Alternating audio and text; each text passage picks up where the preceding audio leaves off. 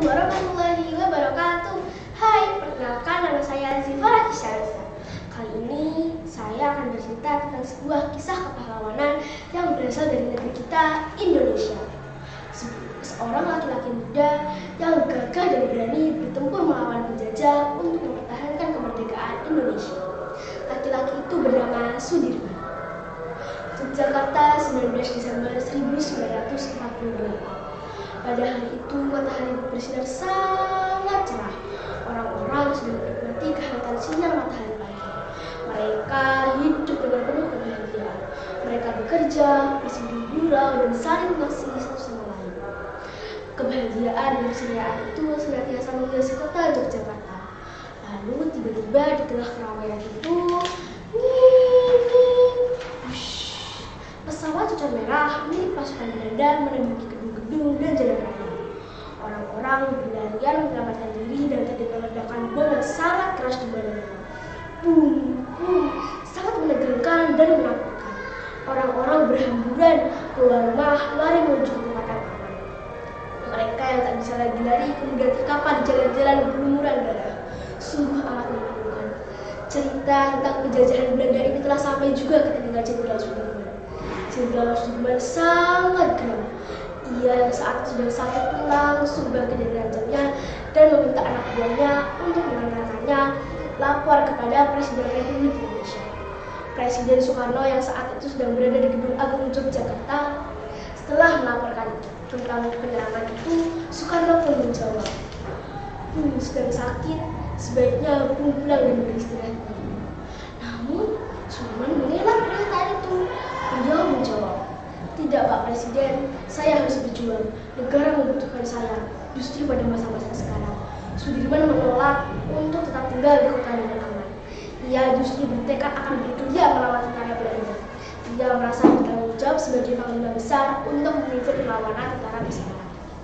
Hari itu juga Jenderal Sudirman meminta anak buahnya untuk mengantar istri dan anaknya untuk pergi ke dalam benteng keraton agar istri dan anaknya aman bersama keluarga Sri Sultan Hamengkubuwono IX. Setelah anak dan istrinya diantar ke keraton, Jenderal Sudirman pun kemudian memulai perjalanan gerilyanya dari Yogyakarta menuju ke Kediri melalui hutan-hutan yang terjal bersama dengan satu regu besar pasukan. Sementara itu di Yogyakarta dan di berbagai wilayah lainnya, tentara Belanda terus melakukan serangan. Di Jogja, mereka berhasil menangkap Presiden Soekarno, Muhammad Hatta, Syahrir, Abu Salim, dan beberapa pemimpin negara lainnya. Di tengah medan geningnya, Sudirman mendapatkan kabar tentang penangkapan pemimpin negara itu. Kabar ini menyakitkan hati Sudirman. Pada saat itu juga Sudirman mengirimkan berita melalui pancaran radio. Sudirman berkata dengan gagah dan berani, saya tidak turut ditangkap dan tidak menyerah, dan akan melanjutkan perjuangan melawan Belanda bersama dengan tentara Indonesia. Negeri ini masih ada. Mari bersama-sama berjuang melawan Belanda, mempertahankan kemerdekaan Indonesia. Berita itu membuat perasaan semangat rakyat menjadi timbul kembali. Semula rakyat telah putus asa karena pemimpin negaranya semua ditangkap. Begitu rakyat mendengar kabar bahwa jenderal tentara masih ada, mereka bersorak gembira penuh pengharapan dan doa. Mendengar siaran itu mereka lebih gembira. Namun lain halnya dengan tentara Belanda. Mereka justru geram karena tidak dapat menangkap Sudirman. Mereka pun berusaha membunuh Jenderal Sudirman dengan segala cara. Jenderal Sudirman dengan cerdik tetap bertahan dalam hutan dan selalu berpindah-pindah agar tak diketahui oleh tentara Belanda. Jenderal Sudirman memang ahli dalam strategi mengecoh lawan. Berkali-kali pasukan Belanda hampir menangkapnya, namun selalu gagal. Pada suatu saat di sebuah hutan, Belanda hampir mengepung pasukan Sudirman. Untuk menghindari Belanda, salah satu anak buah Sudirman yang perannya sangat mirip dengan Sudirman pun menyamar. Ia menggunakan lantang hijau yang selalu dipakai oleh sang jenderal. Tentara Belanda yang melihat pria berlantang hijau itu pun langsung berteriak, "Itu Sudirman! Dirman!" Belanda pun menyerang dengan menerjunkan pasukan untuk menangkap Jenderal Sudirman. Setelah ditangkap dan diperiksa, ternyata itu bukanlah sang jenderal, melainkan anak buahnya yang sedang meninggal. Jenderal Sudirman pun kembali berhasil lolos. Mereka lalu kembali melanjutkan perjalanan dan sampailah Jenderal Sudirman dan pasukan di Sedayu. Di sini Sudirman terus memimpin perang. Di Sedayu, Sudirman dan pasukannya beristirahat saat tiba-tiba tentara Belanda datang menyerang. Prok, prok, prok, terdengar suara langkah kaki dari pasukan Belanda. Keadaan saat itu sungguh menegangkan. Tidak ada waktu lagi untuk lari dari gerombolan tentara Belanda itu. Salah satu prajurit itu berteriak, "Jenderal, kita dikepung Belanda. Kita tidak bisa lari kemana-mana." Lalu Sudirman menjawab dengan tenang, "Sudah, tenang, mari kita semua bersikir." Jenderal Sudirman kemudian memerintahkan pasukannya untuk mencuci pakaiannya dan menggantinya dengan sarung, lalu melantunkan berzikir. Baju-baju mereka disembunyikan, juga senjata-senjata mereka. Tentara Belanda pun datang mengepung markas itu. Ternyata ada seorang mata-mata yang telah melaporkan keberadaan Jenderal Sudirman kepada tentara Belanda. "Benar, benar, ini Sudirman benar," kata mata-mata itu. Komandan tentara Belanda itu kemudian mengamati Sudirman dan pasukannya yang tidak nampak seperti pasukan tentara. Mereka menyerupai warga desa yang sedang berzikir bersama-sama. Komandan itu pun berkata, "Bukan, itu rakyat biasa. Sudirman bukan seperti itu. Kamu berbohong." Untunglah karena ketenangan dan kecepatan berpikir Sudirman, mereka semua selamat dari serangan tentara Belanda. Di suatu sore, dalam perjalanan mereka yang sulit, salah satu pasukan Sudirman bertanya kepada Sudirman, "Jenderal, apa jimat jenderal? Saya penasaran. Sudah berkali-kali Belanda mengepung, tapi mengapa jenderal begitu tenang?" tanya prajurit itu.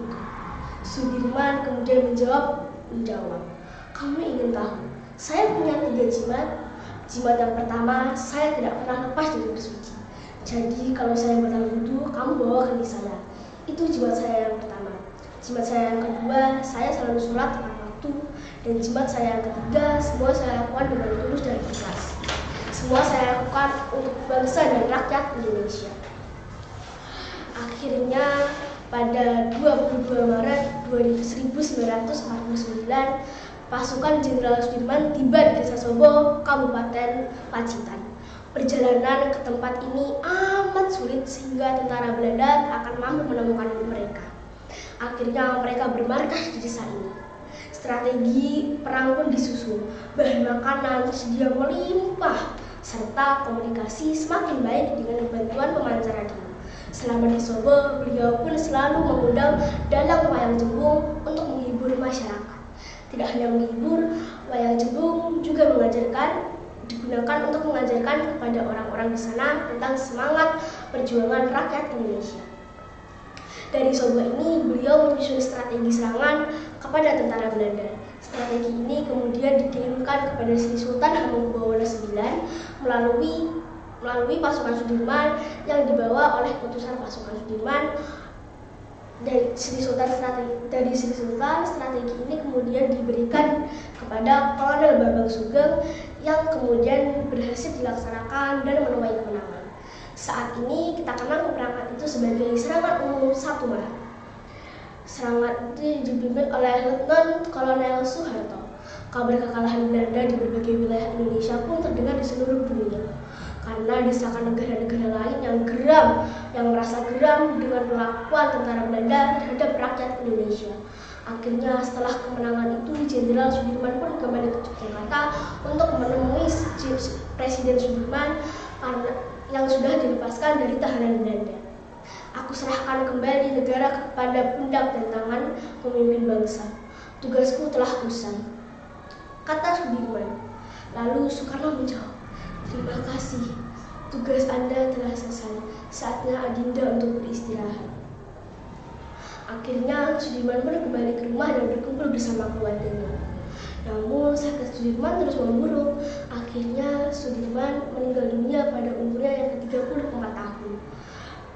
Ribuan orang mengiringi pemakaman sang jenderal. Dia adalah salah satu sosok pejuang yang akan dicintai dan dikagumi hingga saat ini. Terima kasih, Jenderal. Assalamualaikum warahmatullahi wabarakatuh.